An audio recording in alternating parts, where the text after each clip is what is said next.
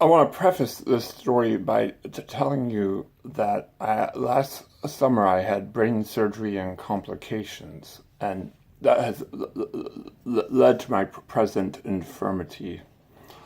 But the character in my story, the 25-year-old me, was normal. So please don't have any extra sympathy for him. I know I don't.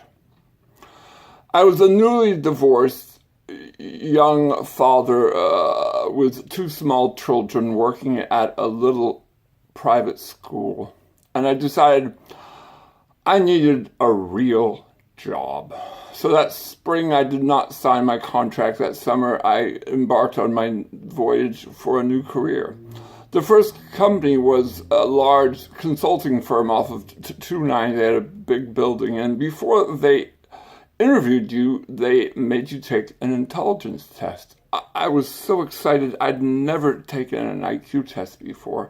And so I was enthralled as I was filling out the Scantron.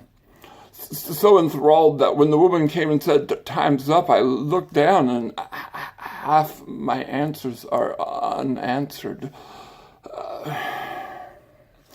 My second interview was with a small company. This was for the position of a computer chip salesman.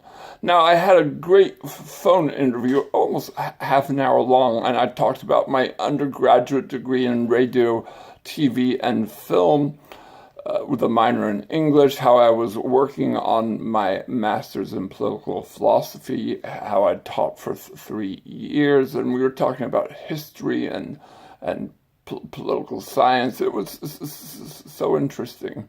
And at the end, he said, "Well, we're going to have to give you a test." I said, "Yes, finally, I'll nail it." So I said, "I would be glad to come in whenever you want." And he said, "What's 13 times 15?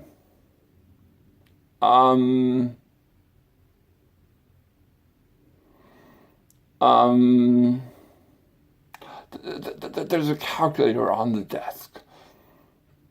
175 was my random and wrong answer. Now, he wasn't testing my mental math capabilities. He was the computer chip salesman must be quick on his feet, must be able to solve problems under pressure, must leave no dead space in conversations. My next interview was with a business journal, an oil and gas business journal. And there was a large oil man sitting across from me, and in his hand he had my resume, and he was looking at my resume, and he said, "Well, your job as a assistant copy editor will be to find mistakes," and he grabs a red pen like this, and he circles a word, and this, and he circles another word. Now, for those of you who have problems with spelling, can I comfort you by telling you that spelling and intelligence are no way correlated? You just look dumb.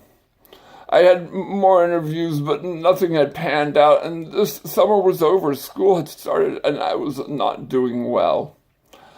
So I went back to the U of H Job Center, and there, on a card on the wall, was the words Quark Express. I knew this program. This was the first computer program that allowed you to design and then send your design straight to the printer.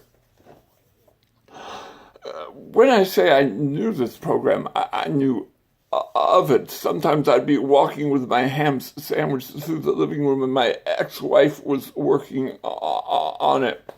Mac SE 30 for those interested. So I go to the interview. I said, "Look, I don't know the program, but I'm a hard worker." And she said, "We'll get back with you."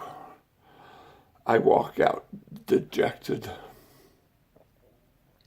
But I returned the next day. I said, "Look, you're not going to get back with me, so here's what I propose. I come and I do anything you want, errands, make coffee, and in my spare time, I'm going to learn this program. And when you think I'm worth anything, then you pay me whatever you think I'm worth. And if you don't like me, just tell me to leave. And she thought about it, and it was only her in this company. And she said, okay. And after 1 week, she gave me a small paycheck, and after 3 months, I was making almost as much as I was making in my previous job. So that Christmas, I ran into my old principal. I said, hey, how are things going? He said, oh, we had to fire the guy we replaced you with. I said, oh, is that position still open? And he said, yes. And I think at that point I realized I'm not made for this world of business. And for the last 25 years, I have been reading and thinking and talking about history. I've been arguing with some of the smartest kids you can imagine, and my colleagues have brilliant, fascinating conversations before school and at coffee and at lunch. This is so much better than a real job.